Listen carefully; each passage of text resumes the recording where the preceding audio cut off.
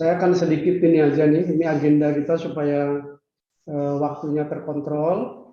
Jadi pertama nanti saya akan sampaikan rekap dari webinar kita sebelumnya, mungkin 5 menit aja ini.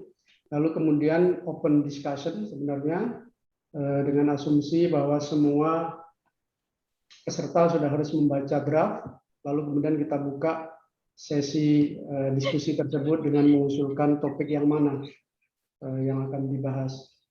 Tiga sesi mudah-mudahan cukup. Nanti kira-kira 20 menit minta sebelum kita berakhir itu untuk membahas tentang tata tertib untuk perubahan ADRT. Jadi bagaimana mekanisme kita nanti untuk pooling memutuskan pengesahan ADRT di RUA tersebut. Jadi ini agendanya. Oke, ini sebagai rekap dari 2 webinar sebelumnya. Yang terakhir kemarin diskusi yang paling utama itu adalah perlunya adanya preambul. Nah, itu sudah ada draftnya di sana yang pada dasarnya adalah berisi sedikit pengantar dan summary akan maksud dan tujuan organisasi. Yang di sana juga mengutip sedikit para pendiri IABA. Ini sebenarnya awal dari ide beberapa teks dulu dari Mas Ari, terus kemudian kita kembangkan dan kira-kira ini kita mengcopy preambul Undang-Undang Dasar lah cara penyampaiannya, kira-kira seperti itu. Mudah-mudahan semuanya sudah baca, nanti kita diskusi kalaupun ada hal-hal yang perlu didiskusikan. Lalu kemudian maksud dan tujuan ini juga topik yang menjadi diskusi webinar kedua kemarin, yang pada dasarnya adalah redaksionalnya itu harus dalam bentuk kata benda, yang mana pada dasarnya harus sebuah kalimat yang merupakan hasil tujuan akhir, itu bukan kata kerja dan seterusnya. Dan itu sudah dilakukan revisi pada pasal 4 Anggaran Dasar. Kemudian juga yang paling krusial sekali wewenang. Kalau kemarin itu wewenang tampak seperti program kerja implementasi dari maksud dan tujuan. Nah, di sini lebih kepada strategis lagi, lebih ini masukan dari Bang Yuda waktu itu dan juga yang lain. Ini sudah kita rubah menjadi lebih luas dan strategis, yang merupakan betul-betul wujud dari wewenang dari pengurus tersebut ataupun pada dasarnya wewenang organisasi ini. Lalu kemudian itu terrefleksi di pasal 5 Anggaran Dasar. Kemudian definisi keanggotaan ini juga menjadi diskusi 2 webinar termasuk yang kemarin, namun sudah juga diupdate dan direfleksikan di pasal 9 yang pada dasarnya adalah alumni is alumni. Jadi siapapun yang tidak alumni tidak bisa dikategorikan alumni. Kalau dulu mungkin ada kehormatan segala, jadi tidak alumni bisa jadi seolah-olah alumni. Sekarang lebih kepada kalau memang bukan alumni ya tidak bisa dalam bentuk apapun, tapi tetap ada beberapa diskusi nanti boleh dibuka. Kemudian kriteria quorum juga disepakati, ini tidak berubah dari yang lama sebenarnya, 20 dari jumlah anggota, ini juga sudah ditegaskan di AD. Kemudian tentang kedudukan pengurus pusat dan cabang, juga sudah ada di pasal 12 Anggaran Dasar, lalu dijabarkan lebih teknikal di pasal 11 Anggaran Rumah Tangga dan beberapa yang lain. Begitu juga yang penting lagi adalah kewenangan organisasi, kewenangan RUA. Apa sih yang bisa diputuskan dan ditetapkan di RUA?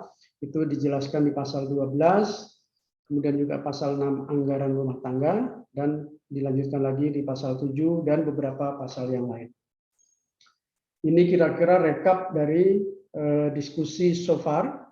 Saya juga menerima beberapa pertanyaan, masukan, dan saran juga. Ada yang lewat pribadi dan ada yang japri maupun lewat beberapa email. Juga sudah diakomodir di dalam revisi yang sekarang, dan syukurnya tidak menjabar kemana-mana. Jadi masih pada fokus yang sama dan tidak terlalu krusial sebenarnya. Jadi saya harapkan draft yang sekarang itu sudah mungkin katakanlah 90%.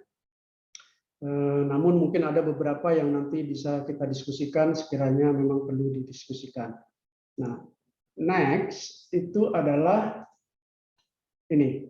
Jadi saya buka aja kepada peserta rapat sekarang. Kita open topik pertama aja dulu, minta kepada siapapun yang ingin nanti menyampaikan saran, masukan, ataupun pertanyaan, sampaikan dulu topiknya apa. Lalu kita bahas supaya nanti kalau sudah itu selesai, sudah kita berlanjut yang berikutnya, supaya tidak berlarut-larut. Baik, monggo silakan open topik 1 dibuka sekarang. Kalau ada yang ingin menyampaikan sesuatu. Sudah belum, Mas? Kerjasama organisasi sudah dibahas sebelumnya. Apa itu Mas Irfan? Tentang kerjasama organisasi, maksudnya kewenangan ketua untuk kerjasama dengan organisasi eksternal. Misalnya katakan kita dengan asosiasi, kita dengan kedubes, kerjasama itu kan punya apa namanya liabilities juga ada gitu ya. Itu diaturnya di mana ya? Itu aja. Kerjasama, oke, satu topik ini sudah ada, nanti kita bahas lagi, tapi sudah. Terus ada lagi yang lain, biar nanti ketika sudah dibahas ini kita lanjutkan yang lain gitu. Amadi. Bang Yuda, silakan. Sedikit aja di halaman 4 itu wewenang yang B itu konteksnya apa ya? Saya baru lihat. Wewenang ya, oke. Ya. Yang baik, B. Wewenang. Terus kemudian apa lagi? Ada lagi yang lain? Sementara mungkin itu. 5 topik dulu nih. Wewenang yang B, yang poin B. Poin B ya. Wewenang yang poin 5 apa itu 5 pasal 5 poin B. Ya. Ada lagi yang lain nggak? Kemarin keanggotaan mungkin perlu ini biar tegas ya. Kemarin kan kita diskusikan sedikit itu di ini mungkin juga ini sebenarnya itu lebih kepada hak keanggotaan ya. Keanggotaannya kan sudah cukup, jadi tinggal haknya aja. Hak keanggotaan. Ya, itu mungkin topik. Itu topik. Ya. Kalau ada 2 lagi, mungkin kalau ada. Oke. Kalau tidak ada, mungkin untuk yang pertama kita ini dulu tentang kerjasama. Kerjasama itu sudah. Jadi saya coba ini sekarang ganti ininya nih. Saya ganti yang mau di-sharing.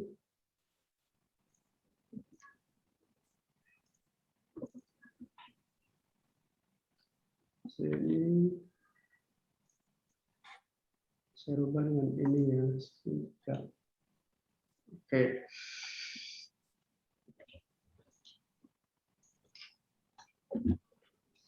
Kerjasama.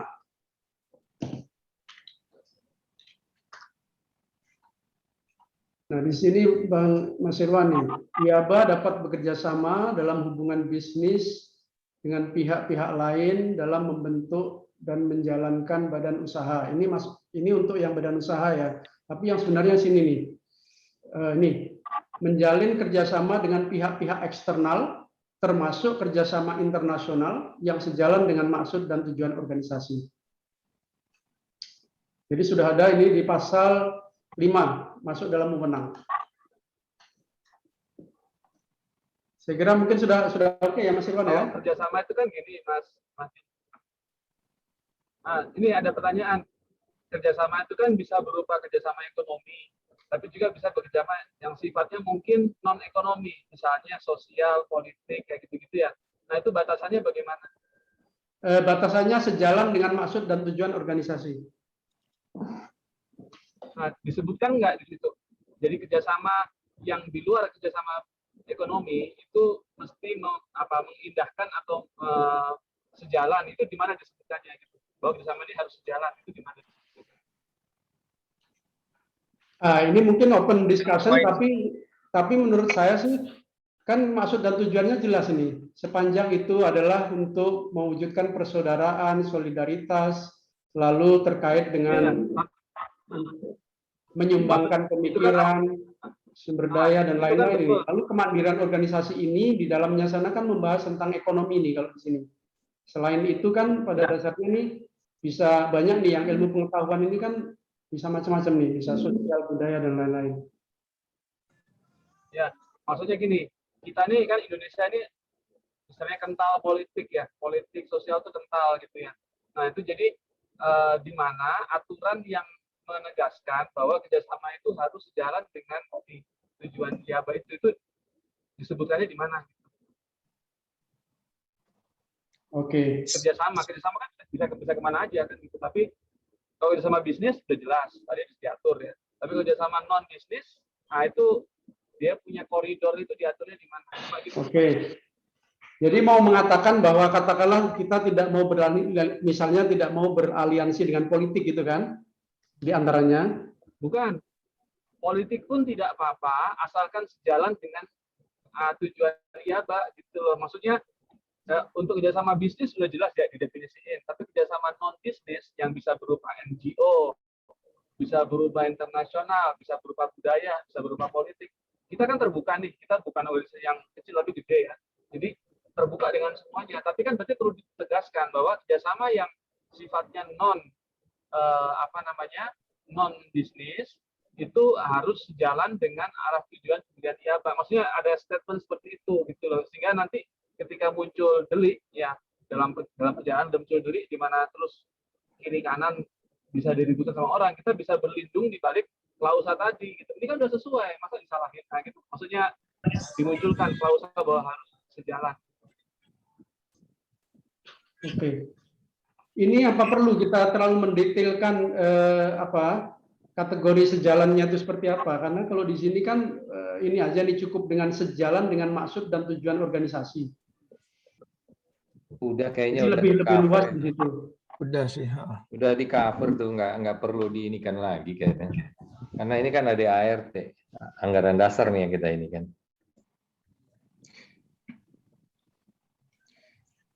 Jadi ya itu sebetulnya kalau secara dasar itu sudah ada di pasal 5 poin D itu. Jadi wewenang dari organisasi IABA itu adalah menjalin kerjasama dengan pihak-pihak eksternal, termasuk kerjasama internasional yang sejalan dengan maksud dan tujuan organisasi. Jadi batasannya itu adalah maksud dan tujuannya itu. Nah, kalau ingin dirinci lebih lanjut, itu adalah kode etik. Nah, kode etik itu bisa di aturan itu bisa dibuatkan oleh manajemennya IABA, pengurus. Yeah. Kalau mau dimasukkan di dalam ART ya boleh aja, tapi saya kira ART pun mungkin ini sifatnya kan sifatnya luas dan bisa subject to interpretation. Jadi saya kira mungkin biarkan pengurus yang sebenarnya memang benar menurut Mas Yudi tadi, kalau ada sih kode etik, tapi kita kan belum ada saat ini. Barangkali bisa menjadi PR ke depan. Tapi saya kira ini sudah cukup ya kalau untuk membatasi hal tersebut.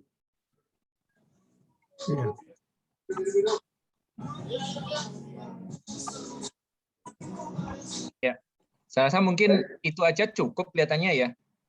Kecuali kalau misalnya Mas Irwan ada sesuatu yang spesifik gitu, pertanyaan yang spesifik. Ya, jadi gini, kita IABA ini kan rawan dengan multi tafsir, intinya begitu.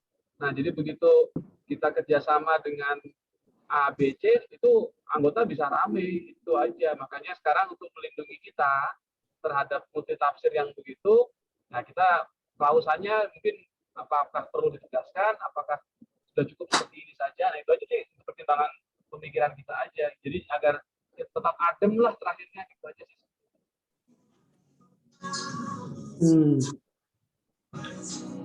Oke, saya kira sudah ini Mas Irwan. Kalau ini sudah cukup bisa untuk mengcover dan melindungi organisasi ini di dalam maksud dan tujuan. Karena kan memang di sana nanti apakah itu sesuai maksud dan tidaknya itu kan bisa dibahas oleh pengurus, oleh dewan penasehat, diterjemahkan bersama di situ bahwa katakanlah ya sebuah kerjasama tersebut ini masih sejalan dengan maksud dan tujuan organisasi apa tidak, misalnya seandainya terjadi sesuatu. Ya. Nanti biasanya itu akan berujung kayak begini, seumpama nih pengurus tiba-tiba, ya kita nggak tahu di pengurus periode yang mana gitu, tiba-tiba ya tidak lagi sejalan dengan ADRT, kan berarti harus bisa di-call rapat luar biasa kan. Itu aja sih caranya gimana. Oh ya, jadi itu nanti ada di dalam ADART, tapi saya lupa letaknya. Jadi apabila pengurus itu, jadi pengurus itu bisa di apa itu istilahnya bisa di ini apa impeach itu kalau menyalahi ADART.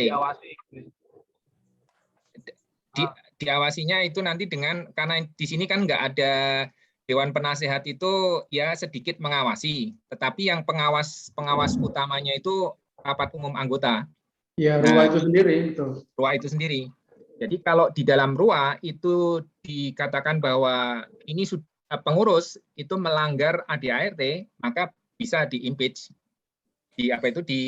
digagalkan gitu, dilengsarkan. Dan untuk melengsarkan itu, katakanlah untuk mengusulkan RUA itu kan hanya sekitar 20% kan. Jadi kalau ada ketidakpercayaan dari 20% anggota itu sudah cukup untuk membawa itu kepada RUA khusus. Meskipun ada wahana lain, Dewan Penasehat tersebut meskipun tidak bisa mengimpeach, tapi mereka punya rapat dua kali dalam setahun, yang di sana juga bisa menjadi kontrol pertama lah. Ya, setidak-tidaknya nanti Dewan Penasehat bisa mengusulkan ke dalam rapat RUA atau dalam apa, itu bisa.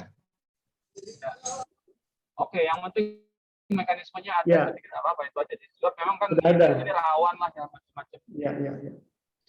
Oke, terima kasih Mas Iwan. Pada dasarnya pagernya sudah ada ini, tapi good point sekali, karena memang betul ini bisa menjadi sesuatu yang serius kemudian hari. Oke, berarti kerjasama ini mungkin sudah ya cukup.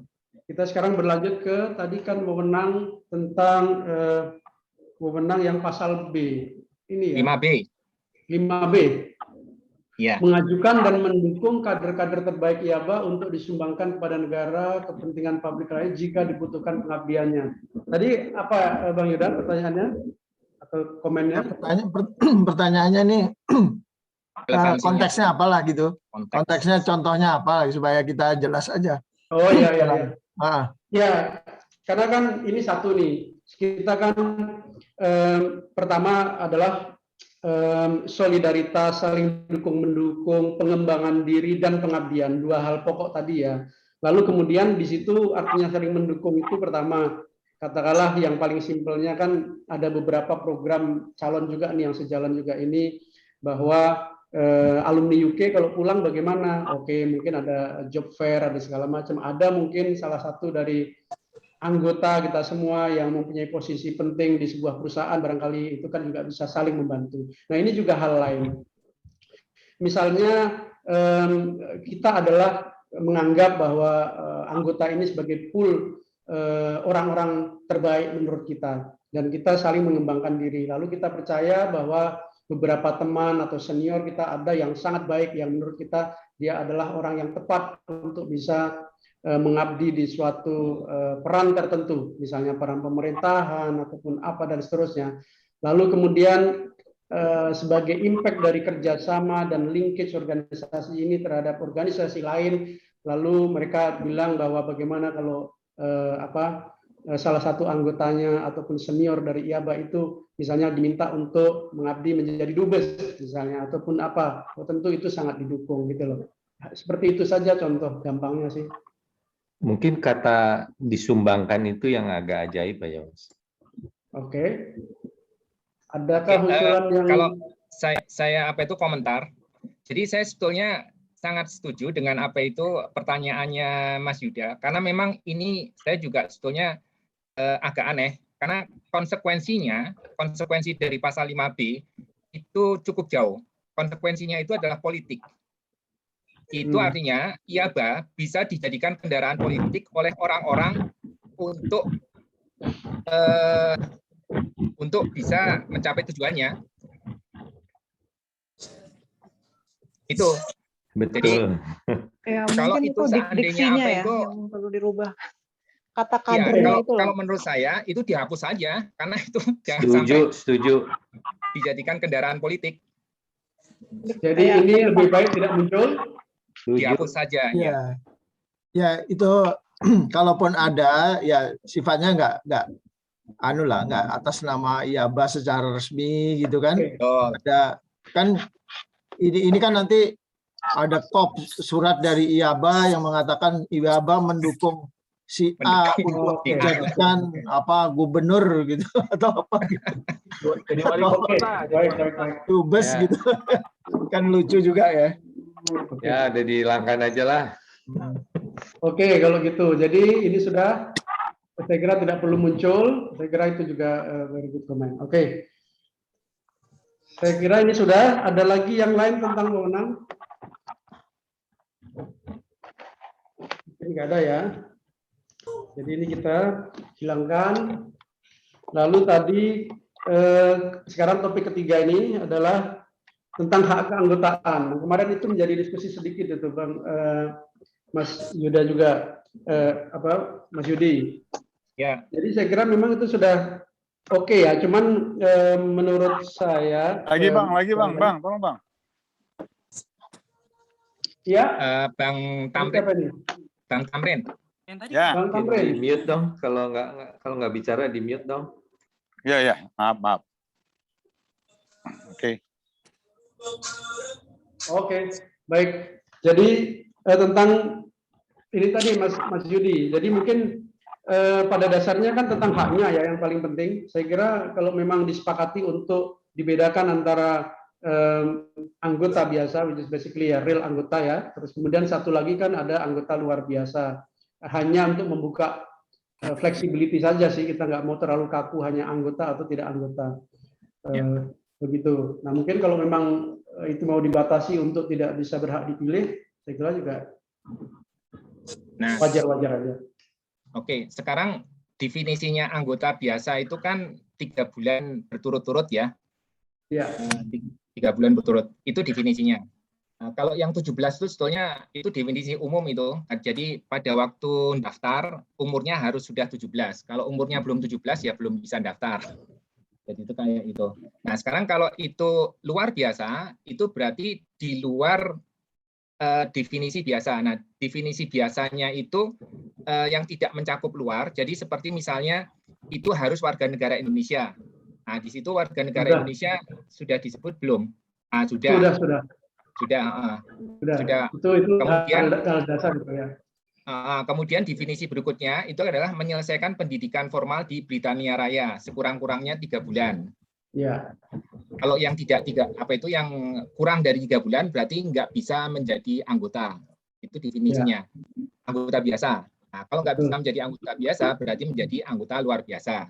Yang bukan warga negara Indonesia itu juga bisa menjadi anggota luar biasa. Yang tidak sekolah di Britania juga bisa menjadi anggota luar biasa.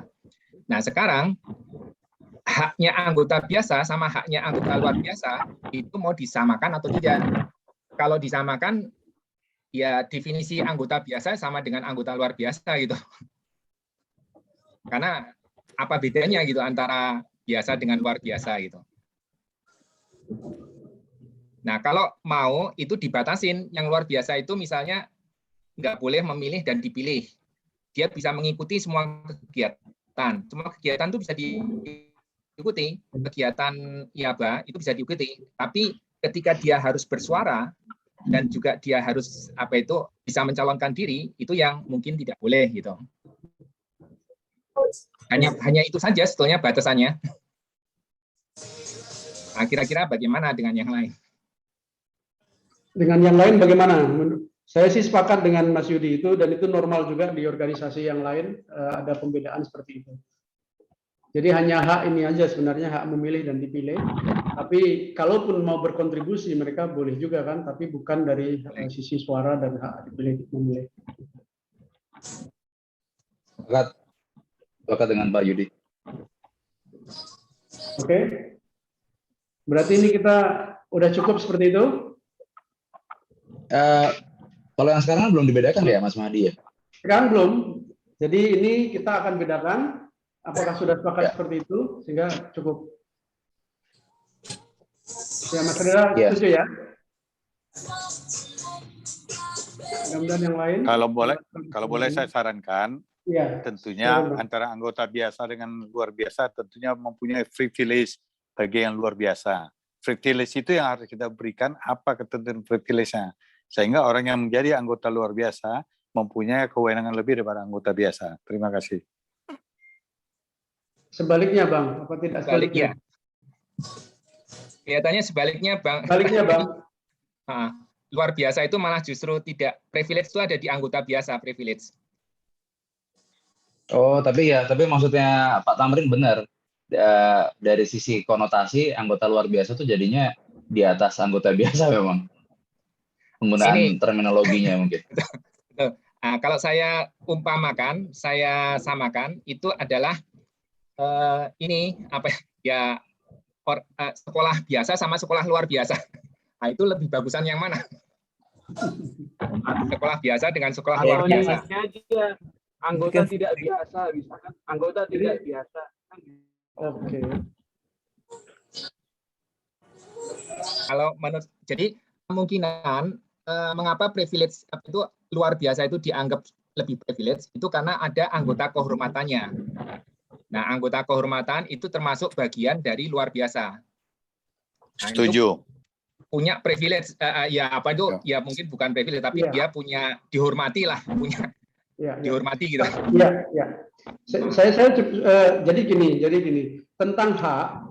Saya kira mungkin kita sepakat bahwa hak yang anggota luar biasa ataupun tidak biasa ini adalah tetap dikurangi.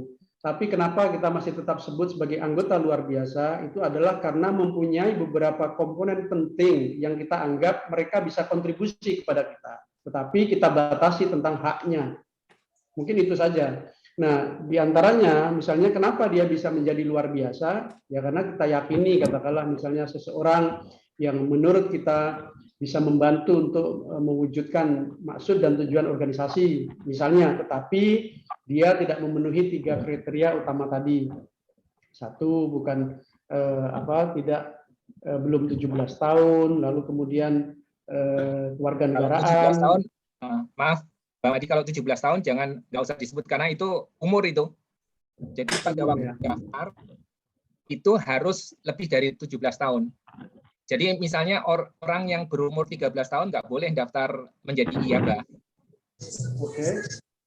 Jadi yang kriterianya itu hanya ada 3 itu, warga, sekolah di Inggris, sama 3 bulan. 3 bulan minimal sekolahnya. Namanya ya. Nah, kalau umurnya itu kalau gitu yang di bawah umur nggak boleh ikut. Itu hanya istilahnya kan gitu, yang di bawah umur. Masih anak-anak lah gitu, katakanlah. Waktu daftar masih anak-anak. Tapi ada kan yang di UK itu umur 10 tahun sudah sekian kali doktor itu. Oh, nggak tahu kalau itu. Anak istimewa gitu. Kalau boleh saya sharing, yang luar biasa itu adalah orang yang kita anggap ya, yang mempunyai pengalaman dan pendidikan dan performanya bisa diterima anggota-anggota lain. Jadi kalau ada pun membentuk bagian baru atau unit baru, anggota luar biasa itu kita dudukkan dan memberikan kontribusi atau saran-saran supaya itu bisa tercapai. Kalau anggota biasa ya udah nggak usah diikutkan dia untuk memberikan kontribusi atau ide atau ada permasalahan. Nah, jadi kita nggak usah libatkan dia. Yang anggota luar biasa itu tadi kita minta. Terima kasih. Oke, baik kalau gitu. Jadi pada dasarnya kita sepakat semualah untuk membatasi hak suara ya pada intinya. Tapi bahwa kita membutuhkan ataupun memberi peluang akan munculnya hak memberikan hak pada seseorang menjadi anggota luar biasa itu bisa dilakukan. Di sini diatur siapa yang berhak untuk menetapkan itu adalah pengurus organisasi pusat. Dan itu juga atas pertimbangan dari Dewan Penasehat. Jadi usulannya harus disetujui oleh mereka. Jadi saya kira mungkin sudah oke lah saya kira itu. Nanti jadi akan ada perubahan di sini bahwa mereka tidak punya hak untuk memilih dan dipilih. Ya, mungkin untuk apa itu ART yang sebelumnya. Nah, ART yang sebelumnya itu keanggotaan itu juga dibagi menjadi dua, tetapi bukan anggota biasa dan luar biasa, tetapi anggota biasa dengan anggota kehormatan. Nah, definisi anggota kehormatan itu adalah yang dianggap berjasa. Itu kalau yang dulu. Oke. Sangat setuju Mas Yudi. Nah, kalau ini definisi anggotanya itu biasa dan kehormatan misalnya, haknya tetap aja kehormatan itu nggak bisa dipilih dan memilih gitu. Oke, kalau kita mau ke sana juga saya tidak masalah, ini hanya bahasanya saja kan, kita membahasakan ininya. Cuman kalau kita katakan kehormatan lebih kelihatan ini sebenarnya, lebih kelihatan baru membaca sudah kelihatan gitu bahwa mereka kenapa menjadi anggota yang tidak seperti biasa karena memang mempunyai sesuatu privilege tadi mungkin kata Abang. Betul. Oke. Mungkin kita seperti itu kan aja. Jadi ada dua keanggotaan, satu anggota biasa dan satu anggota kehormatan. Apakah semuanya oke? Setuju. Ada komplain? Oke. Setuju. Ya, setuju. Baik, kalau gitu. Jadi ini sudah, sekarang tinggal satu lagi tentang apa nih tadi? Impeachment. Ini kan sudah ada ini. Sudah tadi. Ini enggak, ini tadi sudah dibahas ya. Ini bukan salah satu topik, tapi tadi sudah dibahas. Oke. Ya.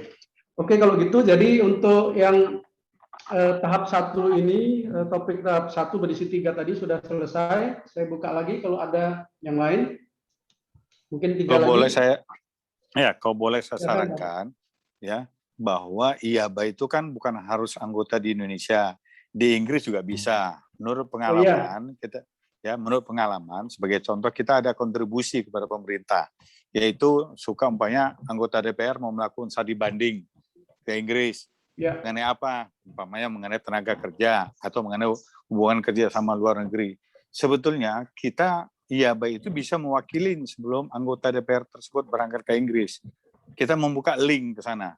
Jadi kita memberikan kontribusi kepada anggota DPR, jangan hanya jalan-jalan ke sana 1 jam 2 jam, ya kan? Dia habiskan uang rakyat itu begitu besar. Kenapa enggak digunakan IABA? Saya Tamrin Lubis, Komisi 1, saya mau belajar pemerintahan Inggris bagaimana gitu. Nah, apa yang dihadapkan permasalahan? Nah, bisa mungkin koresponden. Inilah perannya dari Ketua IABA untuk membuka link tersebut. Ya, dulu pernah saya sampaikan itu di London waktu saya memberikan presentasi. Waktu itu banyak sekali kritikan-kritikan para anggota DPR hanya jalan-jalan ke sana kerja 1 jam 2 jam, ya habis itu cuman hanya wira-wiri aja, kayak menghabiskan nafsunya untuk jalan-jalan ke sana gitu. Padahal saya kasihan kan, dia sampai sana bingung. Tapi kalau dia bisa link dengan kita atau kita membuka wacana kepada anggota DPR, mereka akan rame-rame kontak hubungan kita. Oh Pak Ketua, iya Bang. Kami ada rencana mau belajar mengenai Komisi 1 pemerintahan. Kita mau buat studi banding. Tolong saya diberikan input permasalahan seperti ini. Kita mau cari solusi bagaimana supaya kita tidak ketinggalan pola pemerintahan kita. Begitu Pak. Terima kasih. Baik, terima kasih Bang. Sudah terakomodir dan exactly itu juga topik yang penting Bang. Jadi sudah ada di sini. Artinya itu kita membuka sekarang ke pengurusan perwakilan. Jadi pengurus perwakilan itu bisa berada di UK, bisa berada di tempat lain. Dan keanggotaan tidak dibatasi harus berada di Indonesia. Tapi yang harus berada di Indonesia secara fisikal itu cuma ketuanya aja, presidennya aja. Karena kan kemarin itu diskusi tempo hari itu, bahwa gimana kalau ketuanya dalam jangka waktu lama tidak berada di sini, komunikasi akan susah. Itu aja. Kalau keanggotaan tidak dibatasi Bang, bisa berada di mana saja. Terus kemudian tentang keterwakilan mereka, seandainya jumlahnya cukup dan mereka ingin membentuk perwakilan di suatu tempat, boleh.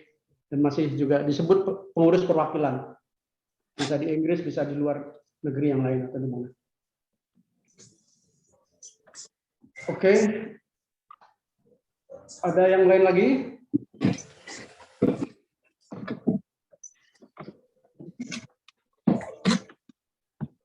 Juga ada pertanyaan. Ya, Ya, satu lagi mungkin saya ini tadi ada pertanyaan online ini tentang penggunaan logo. Logo dan ini mungkin kita bahas juga nanti, apakah logo yang boleh menggunakan siapa, apakah anggota boleh enggak. Nah, itu juga oke, silakan. Struktur organisasi organ dari organisasi IABA sudah dibahas belum ya? Struktur, oke, sudah minggu kemarin, tapi nanti kita buka sedikit nggak apa-apa. Struktur, terus apa lagi ini? Jadi logo, struktur, satu lagi.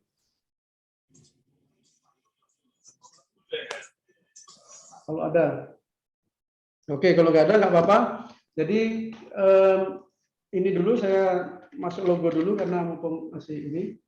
Nah ini, jadi ini kan begini aja nih yang dulu juga seperti itu.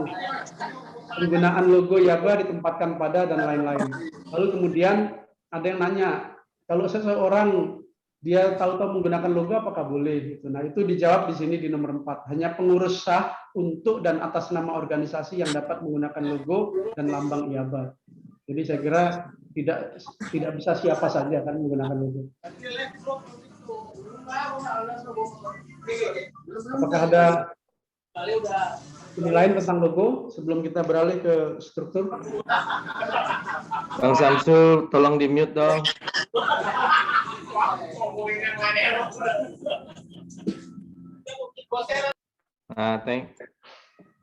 Thank you. Oke, ada logo, ada yang membahas tentang logo?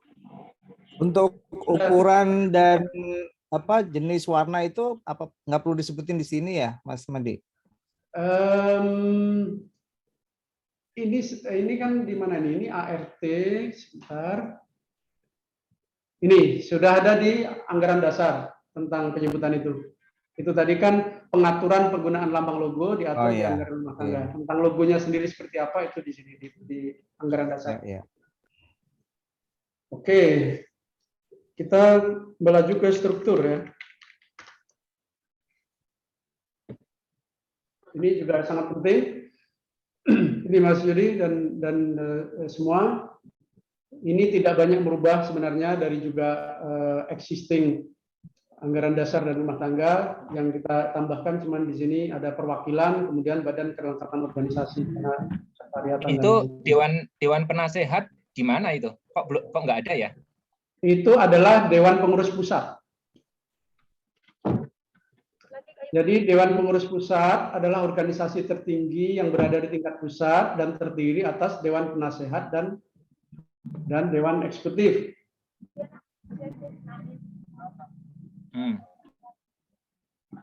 Jadi secara bersama-sama gitu, secara bersama-sama bisa saja ditandatangani oleh dua ini ya, oleh ketua dan ketua Dewan Penasehat. Nah itu adalah katakanlah itu keputusan tertinggi dari organisasi ini, maksudnya di bawah dari RUA gitu. Karena yang dimaksudkan apa? Supaya Dewan Penasehat sendiri. Pertanyaannya itu adalah Dewan Penasehat dengan Dewan Eksekutif itu sejajar atau tidak?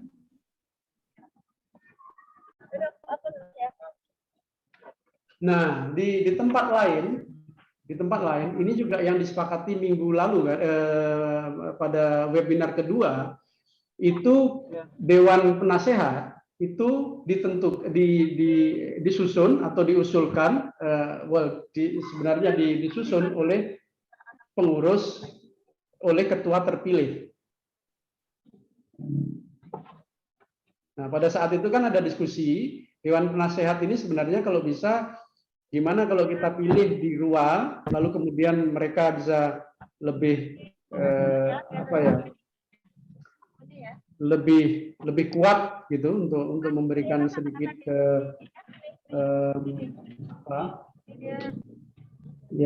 partner yang kuat lah kepada Dewan Eksekutif sebenarnya gitu. Tapi kemarin supaya mudah keinginannya biar aja dipilih oleh ketua terpilih.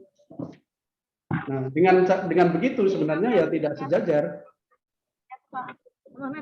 Ya, sebetulnya kalau di dalam anggaran dasar akte gitu ya, itu yang tercantum di situ adalah organ yang paling penting itu. Organ-organ yang penting itu apa saja.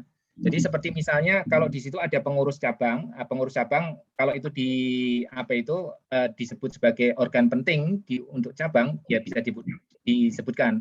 Tapi kalau perwakilan itu apakah itu sekelompok dengan pengurus cabang atau bukan? Nah, itu nanti perlu didefinisikan, karena perwakilan itu kan kedudukannya seperti apa gitu. Jadi kedudukan di dalam organ, siapa yang tertinggi, bawahnya siapa, kemudian yang bawahnya lagi siapa.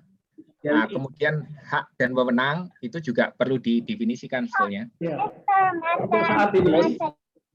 Untuk saat ini yang cabang dan perwakilan itu hampir katakanlah setara, karena kan cabang ini hanya berada di tingkat provinsi untuk di Indonesia, sementara perwakilan ini boleh di manapun. Jadi untuk saat ini itu adalah sejajar mereka berdua itu, dan bertanggung jawab ataupun ditetapkan oleh pengurus pusat. Jadi di bawah pengurus pusat secara sejajar. Definisinya ada di pasal berapa ya? Definisi dari masing-masing organ, masing-masing struktur organisasi. Masing-masing ya. Ini Dewan Pengurus Pusat, cabang, sebentar kayak dulu, yang rapat umum dulu. Perubahan, pembubaran.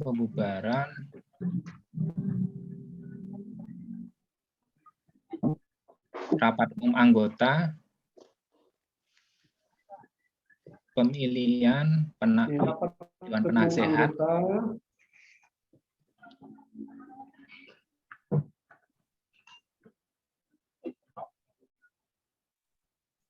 nah di sini disebutkan ada Dewan Penasehat, kemudian ada pengurus organisasi.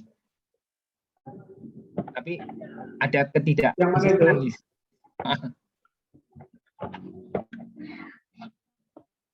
Dewan Penasehat di pasal 9 ART. Ya, ini kan RUA, terus kemudian acara RUA, lalu pemilihan presiden, terus kemudian Dewan Penasehat, lalu pengurus organisasi, lalu Dewan Pengurus Pusat, Dewan Pengurus cabang dan perwakilan. Nah, ini di sini dia dijelaskan. Nah, sebetulnya agak ragu ini. Apa itu pengurus organisasi dengan pengurus Dewan Pengurus Pusat itu? Nah, pengurus organisasi itu bisa pengurus organisasi daerah, bisa cabang, bisa pusat, dan seterusnya. Itu jadi ada istilah presiden ya, Mas ya? Presiden. Jadi kita pakai yang mana nih sekarang nih?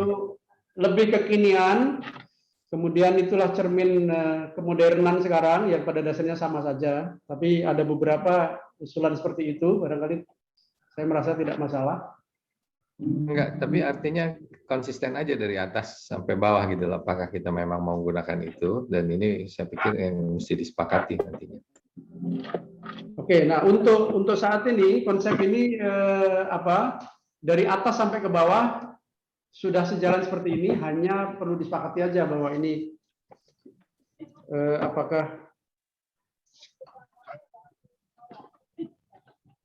apakah diterima atau mau pakai kata-kata yang lama. Cuman saya melihat sih tidak terlalu ada esensinya, hanya wordingnya saja, tapi menunjukkan perbedaannya adalah bahwa sekarang seperti sesuatu yang lebih modern gitu, untuk sebuah organisasi ya, lebih eksekutif gitu.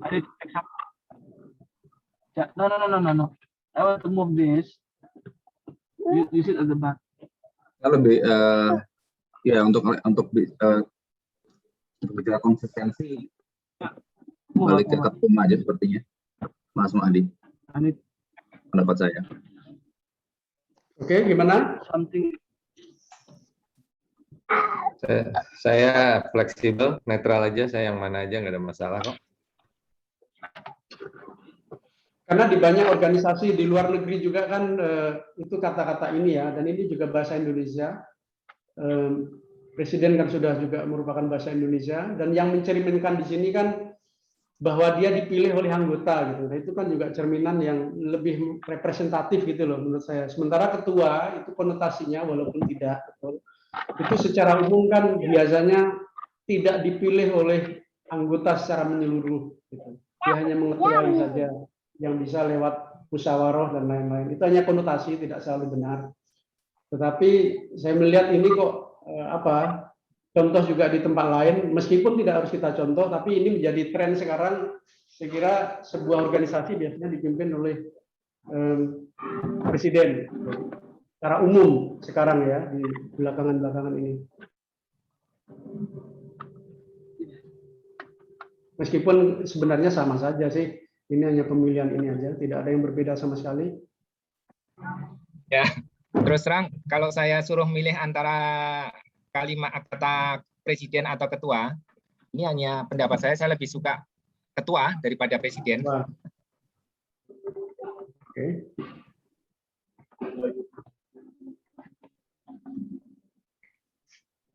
Oke, ada yang lain? Kalau seandainya mau di ini juga tidak masalah, karena ini hanya sekedar ini aja. Ya, saya setuju ketua umum Mas Madi. Oke. Oke ya, berarti kalau gitu, kalau tidak ada komplain yang lain, kita berarti ini pakai ketua umum aja ya. Setuju. Oke. Oke, ada lagi tentang struktur ini Mas Yudi, apalagi kira-kira yang belum ini? Saya melihat di dalam draftnya itu ada tidak konsistenan. Jadi Dewan Penasihat itu disebut juga Dewan Pembina. Jadi nanti kalau ada yang Dewan Pembinanya itu diganti aja, diedit. Ya masih ada muncul 2 tempat ya. Oke.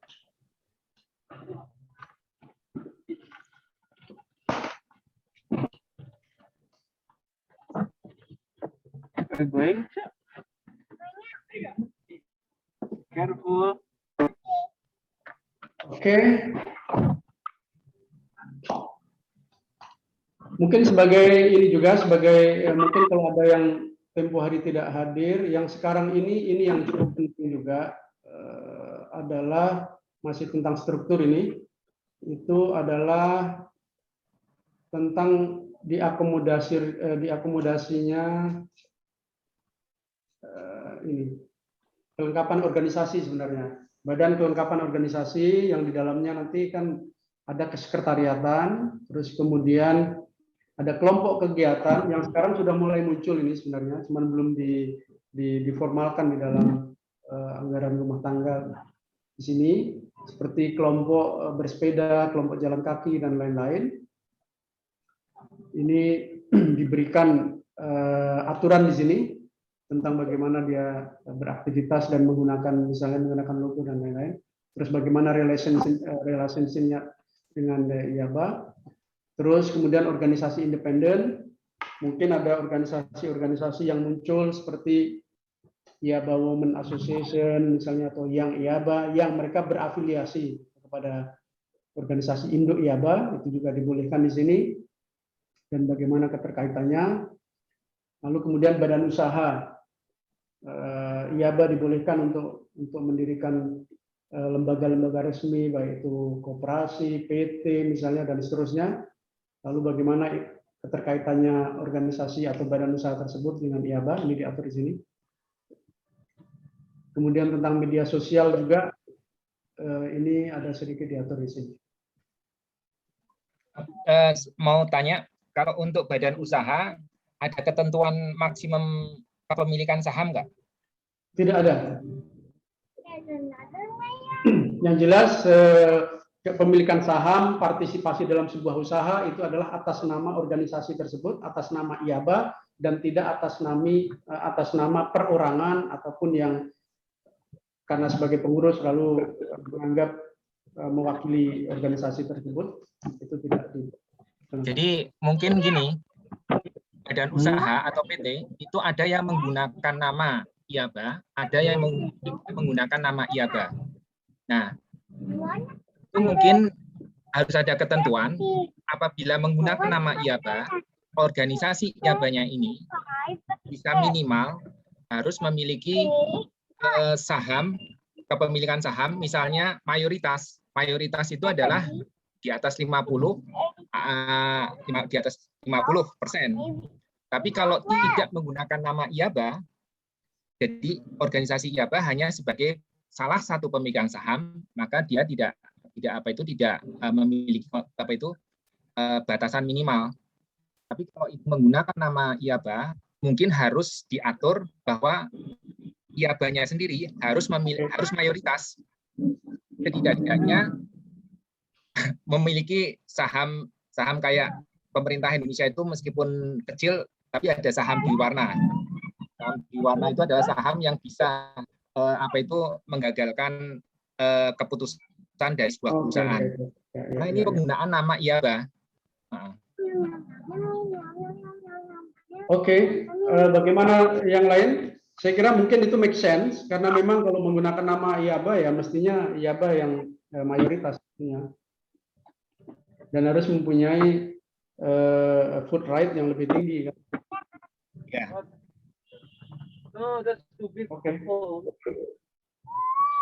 Nanti tinggal ditambahkan di sini. Oke, tentang kepemilikan saham ya. Kalau di sini kan baru disebutkan boleh mayoritas maupun minoritas. Nah, nanti mungkin ditambahkan satu poin itu berarti. Mas Irwan, tolong di mute dong. Oh, maaf. Nah, ini kalau saya lihat di perubahan pasal 21 pasal 21 ayat 3 3C, pembagian keuntungan sesuai dengan perjanjian usaha. Nah, ini pembagian keuntungan apa ini? Karena kalau keuntungan sendiri itu sudah diatur sebagai dividen, bukan sebagai pembagian keuntungan. Kalau itu dalam bentuk badan usaha ya. Tetapi kalau dalam bentuk kerjasama, itu nanti memang beda lagi. Itu ada pembagian keuntungannya kalau bentuknya itu adalah kerjasama. Mungkin. Kenapa? Kalau ada komisi mungkin ya, atau gimana?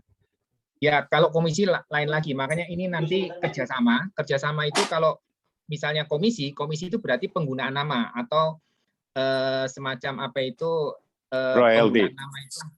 Royalty. Ya. Royalty itu salah satu bentuk kerjasama, bukan bentuk kepemilikan badan usaha. Kalau kepemilikan badan usaha itu tidak perlu diatur pembagian keuntungan karena itu sudah dividen, itu sudah pembagian keuntungan itu. Oke. Jadi ada yang badan usaha. Nah, ini dulu nih. Badan usaha milik IABA, terus kemudian kepemilikan saham, terus membentuk badan usaha baru, bekerja sama dalam bisnis dengan pihak-pihak menjalankan usaha, pengelolaan. Nah, sekarang mungkin badan usaha itu perlu didefinisikan badan usaha itu yang mana gitu. Bisa PT, bisa koperasi, bisa CV, bisa partnership. Nah, yang usaha itu hanya itu yang ada di undang-undang.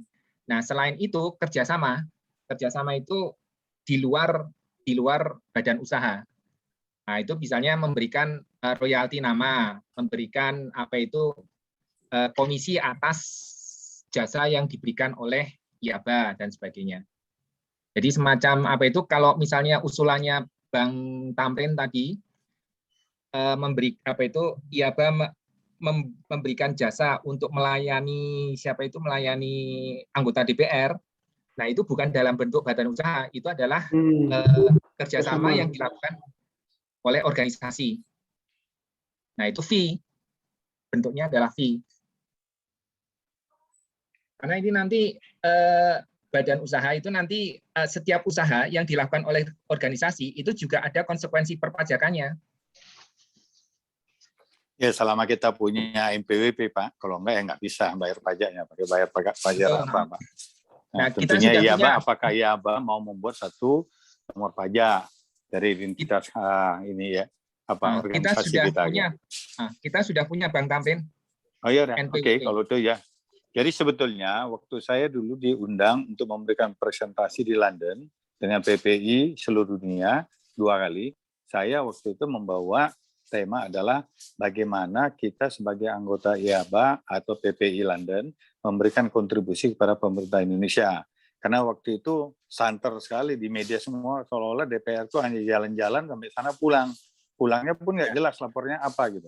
Nah, saya pikir kenapa nggak kita optimalisasi bahwa para mahasiswa kita kan banyak belajar politik, belajar teknik, kedokteran, banyak sebagai contoh, umpamanya sebagai epidemi sekarang ini. Ya, kebetulan ada orang Indonesia yang ikut kontribusi di dalam menciptakan vaksin itu tadi. Nah, jadi DPR lupa saya Komisi 6 atau 7 Departemen Kesehatan itu dia bisa kontak kita. Tolong ditanyakan kita komunikasi sama si Indra atau siapa gitu. Atau apa, ya kan? Nah, apa Ibu Sarah ya, Sarah Gilbert itu gimana gitu. Bisa nggak kita kerjasama? Waktu itu kan Menteri BUMN langsung kontak ke Pak Indra gitu.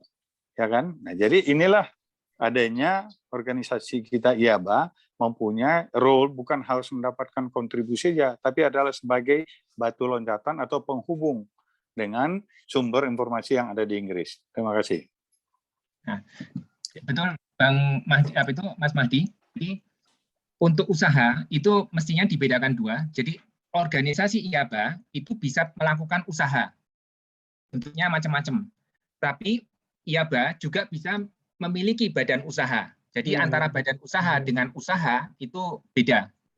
Jadi kalau usaha itu nanti diusahakan sendiri oleh organisasi. Nah, itu nanti bentuknya macam-macam, bisa royalti, bisa fee, bisa komisi, bisa macam-macam. Tapi kalau badan usaha itu independen, itu sudah di luar kewenangannya IABA. Oke, get your point. Jadi di sini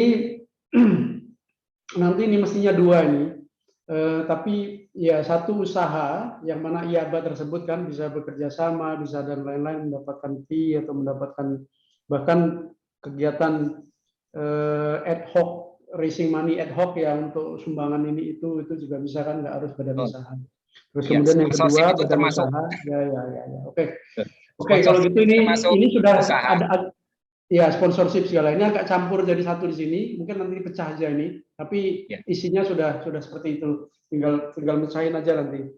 Jadi kalau usaha kan bisa dapat fee, bisa dapat royalti dan lain-lain, sementara badan usaha kan sudah clear hanya dividen. Oke, mungkin Mas Yudi nanti saya update sedikit yang ini, nanti kita konsultasi berdua. Tapi sudah nyambung maksudnya. Oke. Ada yang lain? Assalamualaikum, selamat sore. Selamat sore. Ya, mohon izin mungkin salam kenal juga. Saya Aditya Wibowo, baru join hari ini. Mungkin ada yang mau saya tanyakan terkait ART pasal 8 tentang pemilihan ketua umum atau presiden ya. Mungkin ini juga sempat dibahas karena 2 pertemuan kemarin saya nggak ikutan. Gue pengen tahu latar belakang diubahnya menjadi ada persyaratan 50% plus 1 itu apa. Karena pengalaman saya di organisasi lain, hal tersebut memang sah-sah saja, namun ada resiko mendiscourage orang yang mau mencalonkan karena dia tahu prosesnya akan panjang. Yang kedua juga bisa menurunkan partisipasi dari peserta ketika mengikuti proses pemilu ini. Jadi mungkin bisa dijelaskan kembali background adanya perubahan pasal ini, karena sebelumnya hanya membutuhkan suara yang terbanyak itu udah langsung terpilih. Ya, terima kasih Mas Aditya. Ini dibahas di webinar yang lalu, disepakati bersama bahwa dan ini juga normal, ini common juga di organisasi yang lain ya. Meskipun kita dengar juga ada organisasi yang lain cuma 1 putaran lalu kemudian siapa yang terbanyak. Cuman ini kesepakatan bersama yang sudah kita sepakati pada webinar pertama. Jadi ada beberapa di antara kita yang mewakili dan merasa bahwa kalau tidak cukup 50+1, rasanya Meskipun dia paling banyak, itu tidak representatif gitu. Itu aja sih yang disuarakan oleh kita semua waktu itu. Katakanlah 25, tetapi terbanyak gitu ya. Rasanya kok secara rasa saja gitu, dia tidak mewakili gitu, tidak mayoritas, itu aja. Tapi ini kan kesepakatan aja, bisa yang manapun, karena yang organisasi lain juga bisa menggunakan yang itu dan bisa yang ini. Dan pada webinar yang kedua kemarin, kita semua sepakat dengan yang ini. Dan ini juga yang dilakukan pada ADART sebelumnya. Jadi kita meneruskan saja ini dan kita masih sepakat untuk demikian. Itu Mas Aditya. Jadi udah disepakati di webinar sebelumnya ya? Iya, dan kita sudah juga bahas itu, bahwa betul kita juga mendengar dan juga appreciate juga ada organisasi yang lain yang tidak seperti ini. Gitu. Kita mengerti hal itu juga. Tapi kan sebuah pilihan. Halo Pak, sore Radit Pak. Mau tanya sedikit mengenai yang ini. Berarti kalau yang di putaran keduanya itu ternyata jumlah partisipan yang memberikan suara itu jumlahnya justru lebih kecil, nggak masalah ya?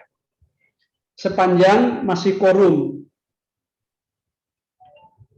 Kan satu, betul bisa lebih sedikit, tapi kalau sedikitnya sedikit sekali sehingga tidak quorum, yang mana quorumnya juga diatur kan, ada quorum di sini, berapa minimum quorum. Ya, quorum itu 20% dari jumlah anggota yang terdaftar.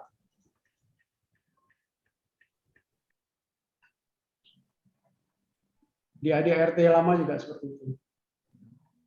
Jadi memang ada resiko seperti itu dalam hal ini ketika sekarang ya dengan situasi akan polling online seperti ini kan. Memang kemarin juga dibahas itu tentang mungkin kendala atau kesulitan teknisnya melakukan polling yang kedua, itu juga sudah dibahas sebenarnya kemarin.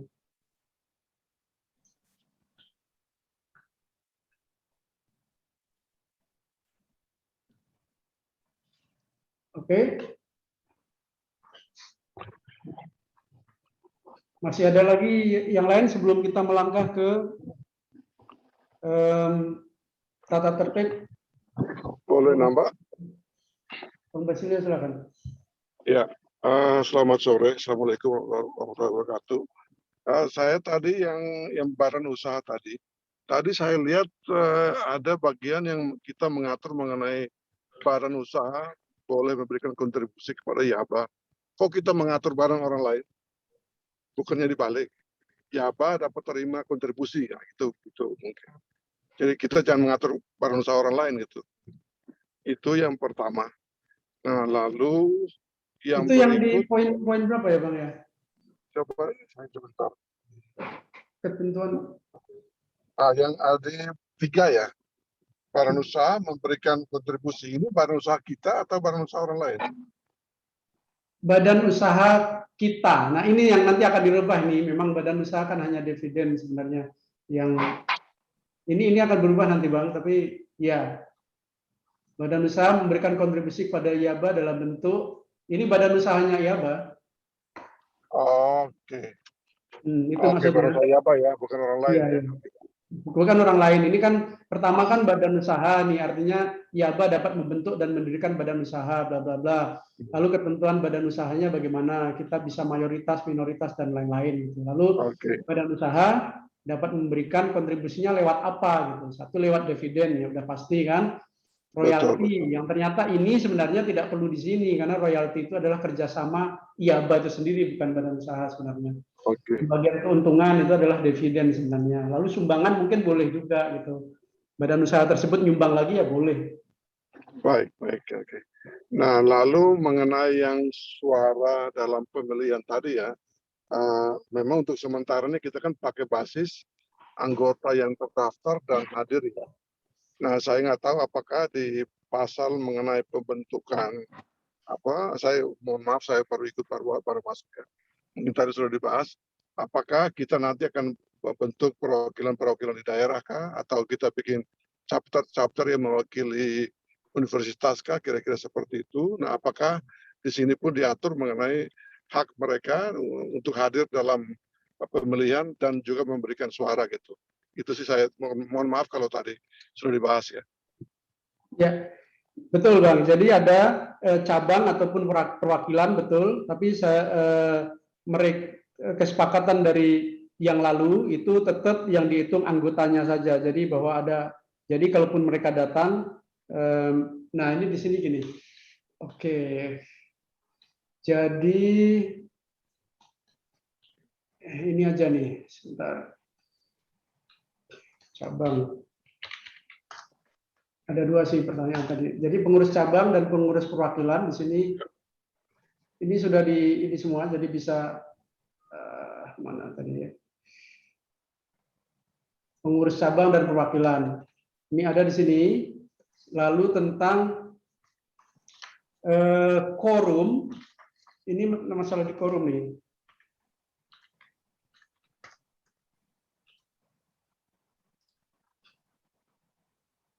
Nah, ini yang saya juga butuh diskusi ini. Jadi rapat umum anggota adalah sah apabila mencapai quorum. Nah, quorum itu adalah yang lama dan yang selama ini kita sepakati itu adalah minimal dihadiri oleh 20% dari jumlah anggota yang terdaftar. Nah, di sini ini ada tambahan nih yang belum sempat dibahas ini. Dihadiri oleh sekurang-kurangnya 2/3 dari jumlah cabang dan perwakilan. Meskipun sepintas kita juga bahas di webinar kedua yang lalu bahwa apakah cabang dan perwakilan cukup datang sebagai anggota saja atau dia akan atas nama organisasi untuk datang di situ mewakili organisasi. Nah, itu kemarin belum putus sebenarnya. Karena belum putusnya adalah ini tentang hak memberikan suara. Jadi memberikan suaranya di dalam RUA, itu kemarin kan ada dua hal tuh. Apakah memberikan suara lewat anggota, sebagai anggota per satu anggota satu suara, atau boleh juga cabang misalnya memberi perwakilan 3 orang misalnya, lalu kemudian suaranya adalah 3 tersebut. Nah, itu yang belum putus nih di sini. Ini mungkin bisa kita diskusikan nih, kalau nggak bisa waktu 5-10 menit nih secara khusus. Mohon persetujuan atau tidak persetujuan dari forum semua sekarang, apakah cabang dan perwakilan akan diberikan suara khusus untuk beberapa keputusan yang diambil di dalam RUA, atau dibiarkan sebagai anggota saja. Jadi kalaupun dia datang, boleh datang sebagai mewakili cabang dan perwakilan, tapi suaranya adalah suara anggota, sebagai anggota. Mohon masukan dulu. Kalau ingin dijadikan apa itu bisa memberikan suara, kira-kira suaranya setara dengan berapa anggota? Saat ini sih kira-kira antara 3 sampai 5. 3 sampai 5 anggota. Per satu cabang ataupun perwakilan. Asumsinya adalah mereka ini kan setidak-tidaknya mempunyai ketua, bendahara, dan sekretaris. Jadi setidak-tidaknya 3. Tapi kan ada anggota, jadi makanya bisa saja 5 gitu. Jadi itu maksud tujuannya itu adalah menambah suara kalau seandainya anggota cabang tidak bisa hadir di RUA gitu ya. Bisa, ya itu bisa seperti itu. Satu, kedua juga ada beberapa misalnya di dalam RUA itu ya ada keputusan tertentu yang saya melihatnya begini. Kita kan pooling pakai pooling anggota nih, yang bisa jumlahnya suatu saat nanti besar sekali. Tapi bisa saja tidak 20% gitu. Ketika anggota IABA itu bisa sudah banyak banget, 20% itu menjadi susah sekali gitu untuk dikumpulkan dalam online misalnya. Nah, sekarang ketika itu gitu bayangan saya kan sudah akan punya cabang dan perwakilan tuh. Barangkali saja itu lebih baik untuk mewakili anggota ketimbang mencari 20% anggota per anggota tadi yang belum tentu bisa dipenuhi untuk mencapai quorum. Gitu. Makanya muncul ide ini. Jadi seandainya 2/3 dari cabang, katakanlah cabang di Indonesia ada misalnya 33 provinsi, misalnya, lalu kemudian 2/3 tersebut hadir di dalam rapat ini, maka itu sudah boleh mewakili sebagai quorum. Seandainya itu, katakanlah 20% itu ternyata adalah sekian ribu orang gitu.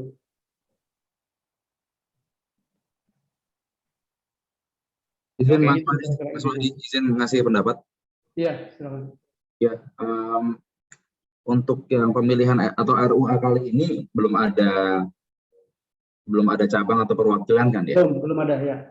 Nggak ada. Oke, jadi ini akan kita untuk mengantisipasi perkembangan 3 tahun lagi minimal kan ya? Betul, ini ke depan jauh sekali sebenarnya. Oke. Tapi masih tetap yang besok pun kan tetap bisa masih terakomodir di sini yang 20% ini. Gitu, makanya di sini kata-katakannya 2/3 dari jumlah cabang dan perwakilan yang diundang atau 20% dari jumlah anggota yang terdaftar. Ini tidak perlu disebutkan mana yang terbanyak sebenarnya, cukup atau itu saja. Ketika itu sudah terpenuhi sudah. Jadi quorum itulah adalah secara jumlah 20% terpenuhi cukup, atau tidak cukup 20% nih. Tetapi 2/3 dari cabang. Jumlah cabangnya ada 33, misalnya 30 misalnya, yang hadir sudah 20. Oke, berarti tidak akan ada yang mempengaruhi yang sekarang ya. Iya. Oke, terus kekhawatiran Mas Mahdi tadi mengenai yang terdaftar tadi harus hadir itu kalau sekarang kita bicara yang terdaftar itu 570 orang ya, itu ya Mas Mahdi ya? Iya, sekarang kan yang mendaftar diri untuk hadir itu kan berapa tadi? 500 sekian kan? 570. Nah, maka quorumnya itu adalah 20% dari itu. Oke, 114. Oke. Nah, jadi 114 itu 50% plus satunya, itulah yang. 114 itu 50% plus satunya, artinya 50 sekian. Oke, kalau yang datang 114 itu ya 50% plus satunya ya si Ya separuh plus satu dari itu. Ya, berarti sekitar 58 kayaknya, 58 suara berarti kan. Iya. Oke. Ya, thank you Mas Madi. Ya, melanjutkan dari pertama. Ya, Bang Basilio tadi, silakan. Boleh tambah, Pak? Oke, Bang Basilio. Ya, jadi ya mungkin pertama yang perlu kita pertimbangkan itu adalah bahaya misalnya kalau kita tidak menentukan kriteria-kriteria seperti misalnya pertama kita bisa pakai perwakilan, tapi sekarang kan belum ada perwakilan misalnya dari universitas, atau kita pakai barometer misalnya cabang itu katakanlah cabang itu di Indonesia kita pakai cabang, tapi kalau dari kita pakai kelompok universitas itu bisa chapter lah atau perwakilan. Ya, dan mungkin juga untuk menghindari adanya hanya satu angkatan, ya. Katakanlah kalau sekarang ini kan anak-anak muda kan lebih banyak. Nah, pasti mereka akan lebih banyak hadirnya. Nah, dengan demikian untuk menghindari bahaya bahwa ternyata cuma satu angkatan 1 tahun aja yang baru lulus tahun lalu kan itu kan mereka pasti banyak tuh. Nah, untuk menghindari itu mungkin perlu juga dipikirkan apakah perangkatan misalnya per tahun bisa satu angkatan itu apakah bisa kita pakai itu sebagai indikator untuk menentukan suara gitu ya. Nah, dengan demikian keterwakilan itu bisa lebih merata gitu daripada kita hanya pakai jumlah suara gitu. Kalau jumlah suara takutnya itu satu angkatan ya misalnya tahun-tahun yang akhir-akhir ini ya 3 tahun terakhir mungkin akan mendominasi. Nah, kalau misalnya kita pakai angkatan, nah dengan demikian satu angkatan katakanlah 2 suara, ya udah walaupun dia yang baru lulus tahun 2020 itu datang 100 orang, mereka tetap hanya punya hak suara 2 gitu.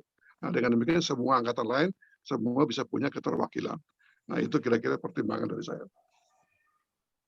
Nah, mungkin susahnya adalah itu untuk mengatur itu, Bang. Tapi dengan kondisi yang sekarang ini, yang disebut perwakilan itu saat ini sangat luas sekali.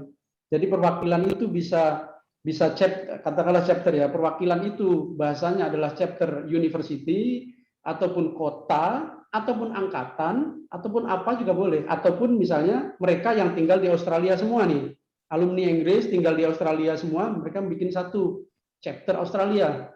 Nah, saat ini sih masih seluas itu, dan saya pikir cukup lah di situ.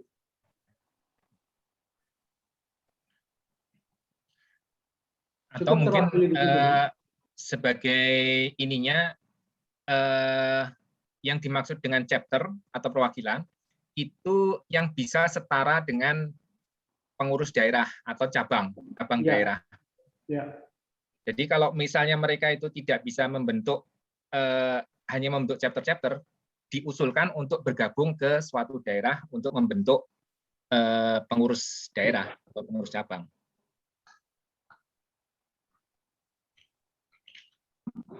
Jadi yang mungkin perlu diatur itu sebenarnya adalah jumlah minimal di dalam yang mereka wakili sebagai cabang ataupun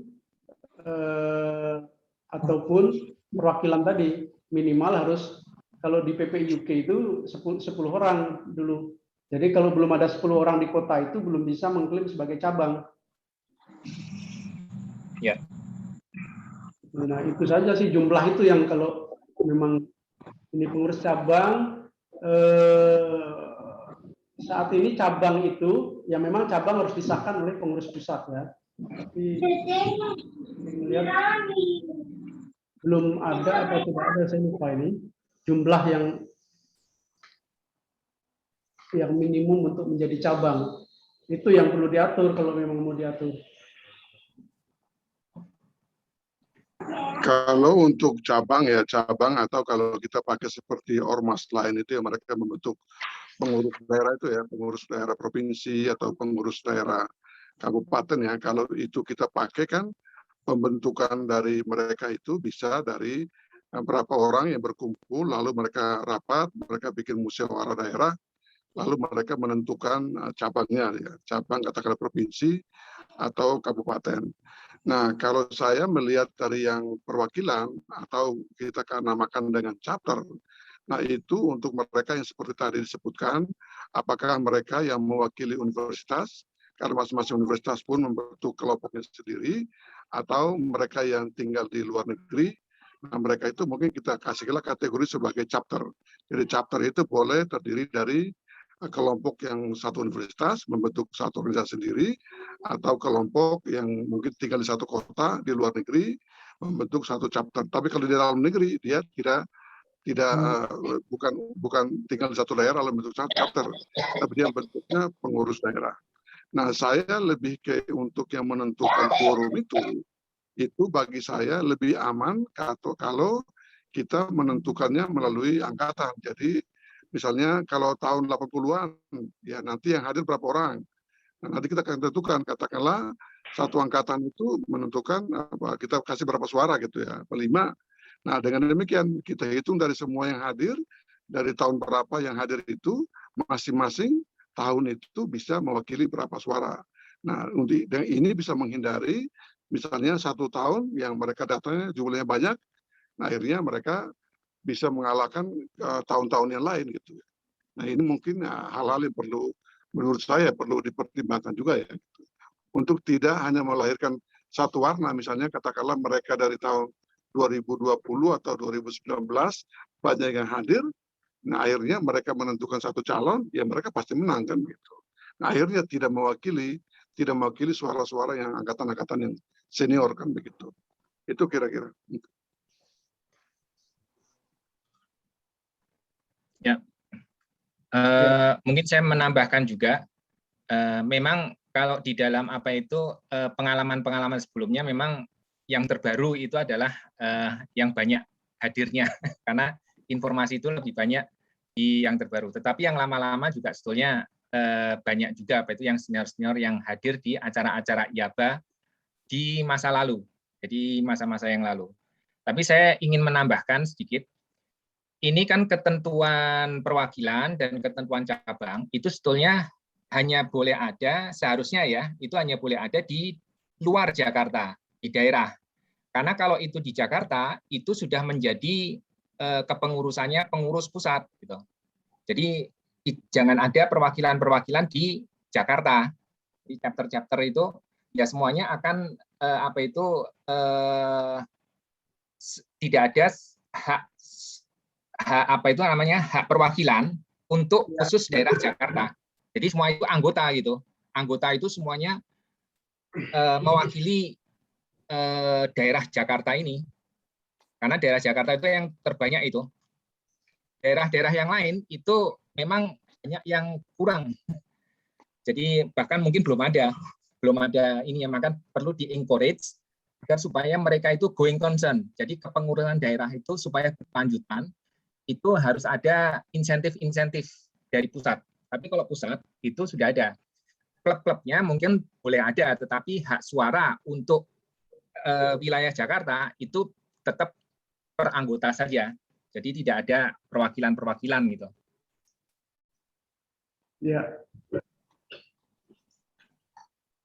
Oke. Jadi ada beberapa nih, satu dulu nih.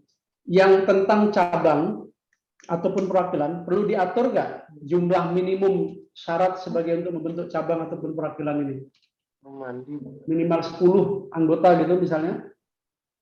Kalau perlunya sih perlu, jadi artinya tidak boleh ada satu Ya, orang makanya. datang terus ini cabang Maluku misalnya. Oke, jadi itu apa kalau boleh Mas Madi?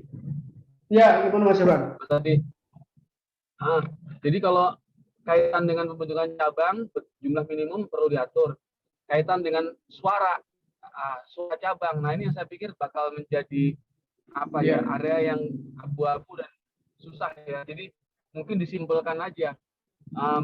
Dalam bab pemilihan satu orang atau suara udah selesai gitu aja. Sementara pembentukan cabang minimum 10 dan tidak ada namanya cabang punya suara itu nggak ada. Itu aja deh gampang. Kalau memang mau datang Ya. kalau enggak bisa datang. Saat ini seperti itu Mas Irwan. Saat ini masih seperti itu. Jadi cabang sama ini belum ada suara saat ini. Suara masih suara anggota saja. Oke. Berarti minimal 10 ya untuk membentuk cabang ataupun ini tadi ya. Ataupun dan tidak ada hak suara untuk cabang, maksudnya biar simpel urusannya lah gitu. Ya. Jadi sementara seperti itu. Terus kemudian yang angkatan tadi juga bisa membentuk perwakilan sendiri, mewakili angkatannya.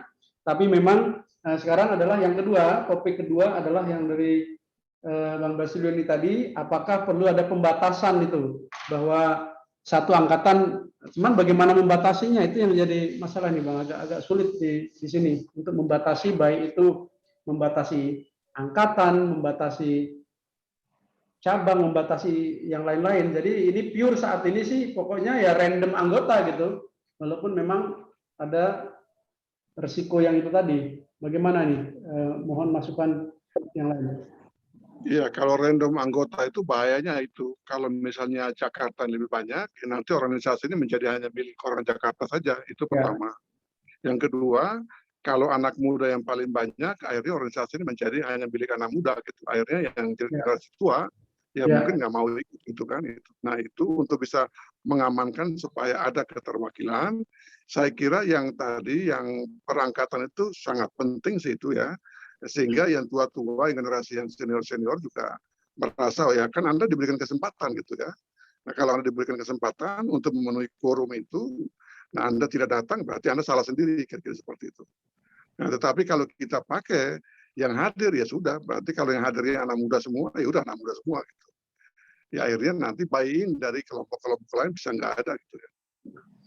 Nah untuk saat ini memang agak sulit Bang untuk mengakomodir itu karena so far dari beberapa periode diskusi ini dan juga dari konsep AD yang lama dan yang sekarang itu kan masih ini bukan keterwakilan tetapi adalah rapat anggota gitu. Jadi benar-benar anggota. Jadi masih random anggota sih saat ini.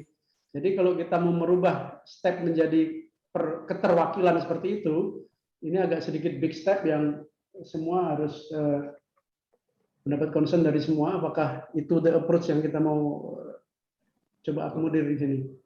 Boleh turun? Silakan.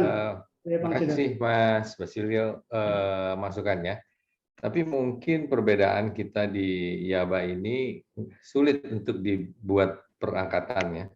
Jadi ada yang sudah tua, dia baru sekolah tahun 2000-an, ada yang sekolah tahun 70-an, sehingga yang namanya angkatan itu nggak bisa diinikan dari usia maupun dari saat dia belajar.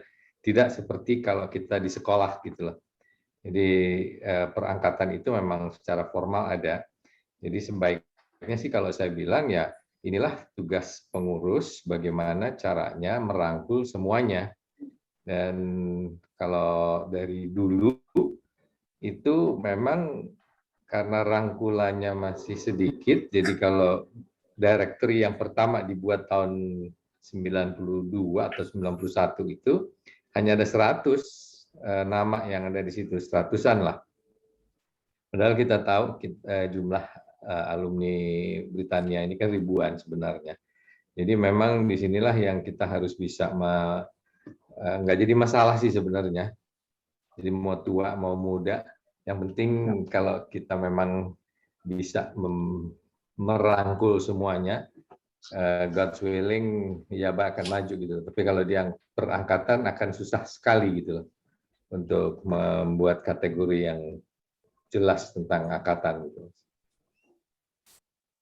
Kalau angkatan bisa ambil dari tahun lulusan pasti ya. Jadi yang lulus tahun sekian itu kan bisa kita jadikan itu sebagai yang disebut dengan angkatan itu gitu ya. Nah sementara kalau untuk yang perwakilan sama cabang tadi, saya kira memang lebih tepat kalau kita tentukan cuma 3 saja. Artinya ada ketuanya, lalu sekretarisnya, bendaharanya. Itu berlaku juga untuk yang chapter. Jadi kalau ada chapter, ya mereka mendapatkan hak untuk 3 suara gitu ya. Nah demikian juga kalau kita mau bikin juga kelompok yang untuk tahun lulusan, nah dengan demikian mereka juga mungkin bisa diberikan hak suara yang sama, hanya 3 saja gitu ya, masing-masing angkatan atau masing-masing tahun lulusan kira-kira seperti itu. Nah itu tahun lulusan inilah yang sulit mas. Akan ada keterwakilan. Tahun lulusan ini yang sulit mas. Justru kalau kita berbicara 3 bulan dia sekolah dan dia nggak belajar di sekolah tinggi atau dia mengambil short course saja 3 bulan atau 6 bulan. Jadi kelulusan pun itu juga nggak bisa dilihat sebagai angkatan, dan terus terang lulusnya tahun berapapun karena ini kita datang dari berbagai tempat. Jadi memang akhirnya memang kita nggak saling kenal, itu aja sih. Jadi kalau saya setuju sekali dengan Mas Mahdi bahwa sebaiknya yang namanya angkatan kita nggak usah tambah pusing lagi. Jadi yang namanya anggota IABA tadi kita udah sepakat, dan ini sudah sejak 9 tahun 90 kita ini kan, tinggal masalahnya bagaimana kita memperluas ini sehingga tidak ada lagi. Karena saya kalau dibilang tahun 70-an, ada apa tuh Mas Yudi? Apa? Oh, sorry, maaf. Oh. Enggak, ini salah jawab ini. Oh, sorry. Ini di delete-nya gimana ya? Di delete-nya ya? Enggak usah, enggak apa-apa. Enggak apa-apa. Kalau saya sih Pak Sida ya, tujuannya adalah dalam rangka kita menjaga mutu dari rapat umum anggota sebenarnya. Itu untuk menghindari kalau kita di partai politik itu kan sering misalnya ada orang yang dibayar kan begitu ya. Orang yang dibayar untuk hadir. Kalau kita pakai misalnya hanya kehadiran, ya bisa aja ke depan ya, mungkin kita tidak bicara sekarang. Ke depan kalau organisasi ini jalan, mungkin bisa ada peluang-peluang seperti itu. Karena dasar penentuan quorum itu hanya kehadiran, ya udah akhirnya kita kerahin aja orang untuk hadir. Kan memenuhi quorum kan begitu. Nah sementara kalau kita bisa pakai kunci dari misalnya cabang, atau kita itu cabang atau keterwakilan, atau seperti tahun lulusan tadi. Nah termasuk tahun lulusan tadi pasti tidak bicara mengenai mereka yang kursus 2 minggu, 3 minggu. Nah berarti kan dia untuk 3 minggu kan pada ada tahunnya, tahun berapa kan begitu. Nah itu kan dia bisa mengatakan pada waktu pendaftaran mungkin dia bisa menyebutkan saya tahun sekian.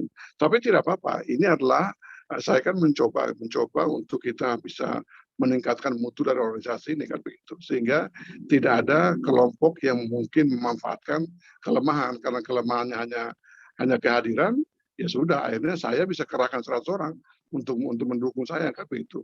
Karena dasarnya itu hanya kehadiran. Nah, sementara kalau kita pakai suara dari cabang atau keterwakilan atau chapter tadi ya, atau misalnya kita tambah lagi misalnya tahun lulusan pun bisa ada wakilnya. Nah, ini bakal bisa menjaga mutu dari organisasi ini ya. Itu kira-kira sih. Nah, lalu untuk hal-hal yang misalnya cabang sekarang belum ada, ya udah kita atur saja sekarang. Berlakunya nanti. Kan dalam ADRT nanti kan bisa kita sebutkan bahwa untuk sementara untuk pemilihan tahun ini digunakan pendekatan misalnya kehadiran.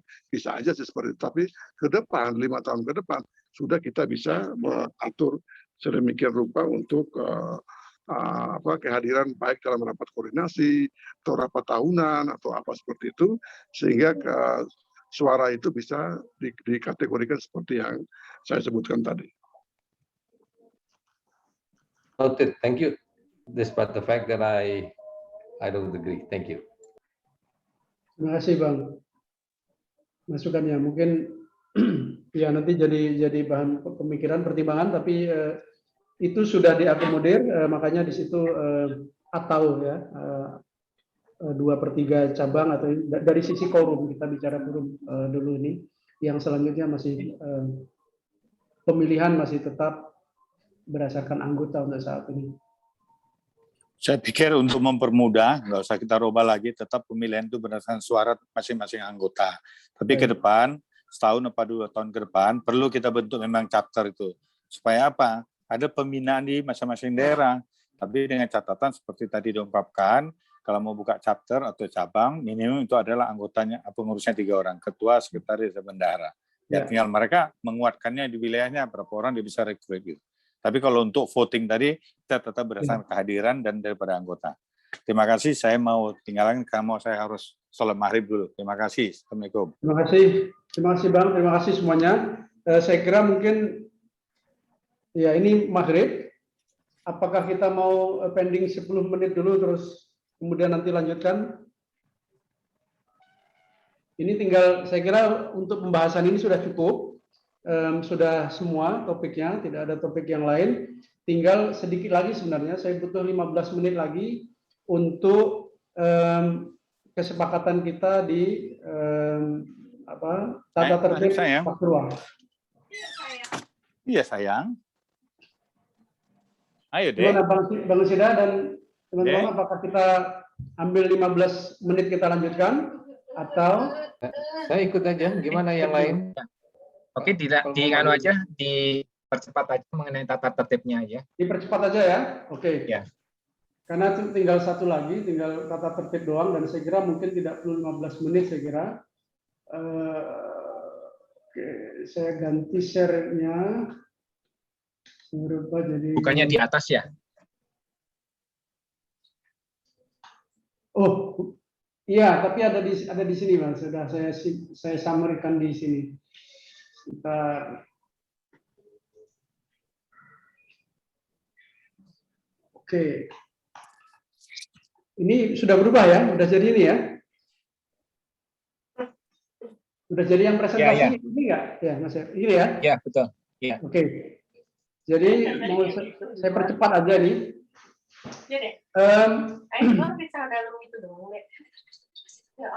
Bisa di-mute, Mbak, tolong. Jadi yang prarua sebelum hari harua itu adalah draft yang ketiga.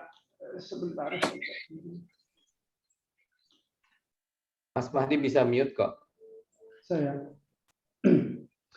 Ini draft yang ketiga sekarang. Ini akan setelah meeting ini akan saya rubah beberapa perubahan seperti yang disarankan tadi, lalu kemudian akan diupload di website. Lalu kemudian akan diikuti dengan membuka box saran. Gimana matinya enggak? Gimana matikannya? Matiin apa? Yang Udah. Gimana cara mute-nya? Di mute all aja Mas Mahdi sebagai host bisa. Oh ya, di partisipan, kemudian nanti udah nggak ada kok Mas. Udah ada ya, oke. Jadi nanti ada box saran yang tujuannya adalah untuk membuka seluas-luasnya nih kalau masih ada komentar ataupun pertanyaan hingga 1 hari sebelum RUA. Jadi nanti update dari yang ini akan berada di website, lalu kemudian menerima komentar, masukan ataupun saran sampai 1 hari sebelum RUA. Dan ketika 1 hari sebelum RUA, maka saran dan masukan tersebut akan ditutup, lalu kemudian akan diupload final draft ADART, yang itu adalah final. Itu adalah pra-RUA-nya. Lalu kemudian pada saat RUA, kita tidak ada lagi pembahasan tentang ADART ini, jadi sifatnya tinggal setuju atau tidak setuju melalui Zoom polling. Usulannya adalah dibuka polling window-nya 30 menit, 50% plus 1 setuju, maka draft terakhir tersebut yang akan diupload 1 hari sebelumnya itu adalah sah. Sepanjang lama, itu 30 menit, Mas. Ya 30 atau 15, Bang. Mohon persetujuan. Jadi kira-kira itu tata tertib yang saya usulkan. 15 menit cukup kan ini? Mungkin kalau ini cukup. Baiknya sekarang gini aja, nanti kita sepakati nanti aja, Mas. Karena kalau enggak nanti akan habis nih waktunya nih untuk, karena pollingnya itu kan nggak mesti terlalu lama. Sebenarnya polling 5 menit itu selesai. Ditentukan panitia juga boleh. Iya. Waktu polling akan ditentukan kemudian. Ditentukan panitia ya? Iya, Oke. oleh panitia. Melalui Zoom polling, terus kemudian polling window ditentukan oleh panitia, gitu ya. Polling terbalik, Mas. L-nya yang 2, O-nya 1.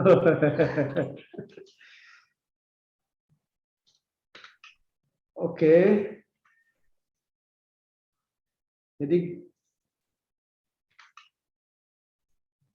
Jadi mungkin itu ya, sepertinya sebagai summary, yang utamanya adalah itu bahwa setuju tidak setuju hanya 1 paket begitu saja. Apakah ada komplain? Karena ini bicara waktu ya, kita di RUA kita harapkan sehari selesai dan ini hanya bagian dari agenda tersebut. Dan kita sudah buka seluas-luasnya, selebar-lebarnya dan sudah 3 bulan untuk ini, mestinya sih harusnya sudah cukup. Pak Mahdi, cuma catatan aja, bukankah RUA itu adalah forum pengambilan keputusan tertinggi? Nah, mungkin saya nggak tahu ya, apakah ada pasal seperti itu. Nah, kalau misalnya ada keputusan yang diambil di luar dari RUA seperti ini, yang mungkin perlu diatur dalam perubahan ADART ini ya, bahwa ternyata ada keputusan lain yang diambil di luar daripada RUA gitu ya. Itu aja sih, Pak. Ya, Bang Basilio, jadi ini sebenarnya belum keputusan RUA, ini adalah tata tertib yang akan diusulkan di RUA nanti. Jadi ketika RUA, tata tertib ini dibacakan, setuju sepakat, maka itu yang dilaksanakan. Ini kan dalam antisipasi menyiapkan agar RUA tersebut bisa berjalan dengan efisien dari sisi waktu. Itu saja sebenarnya. Ya, tapi mengenai perubahan ADART itu apakah akan diputuskan pada RUA nanti atau ya pada RUA?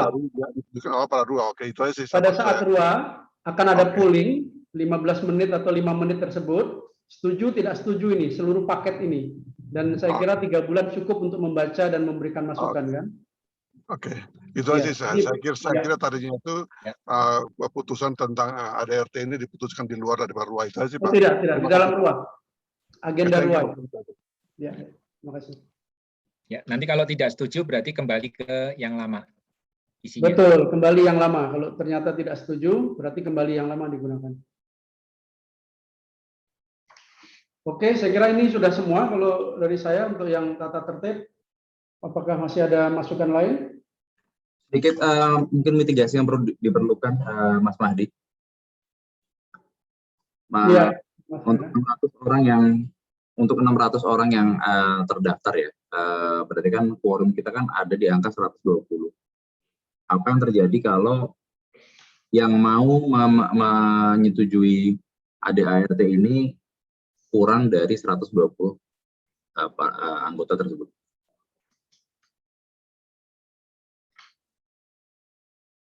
$600, 20%-nya adalah 120. maka ini akan menjadi sah apabila sekitar 60-an lebih. Enggak, maksudnya kan Jadi gini, mungkin saya jelaskan. Jadi kalau saat pertama itu tidak memenuhi quorum, maka menurut ADART yang lama itu harus diperpanjang. Artinya window poolingnya itu harus diperpanjang. Nah, pada saat itu tidak tercapai quorum lagi, ya seadanya itu yang yang diambil suaranya. Itu menurut ADART. ADART lama ya. Dan yang sekarang juga begitu. Ini diadopsi lagi yang itu. Betul. Oke, baik. Tambahnya 60 menit kalau itu. Oke. Oke.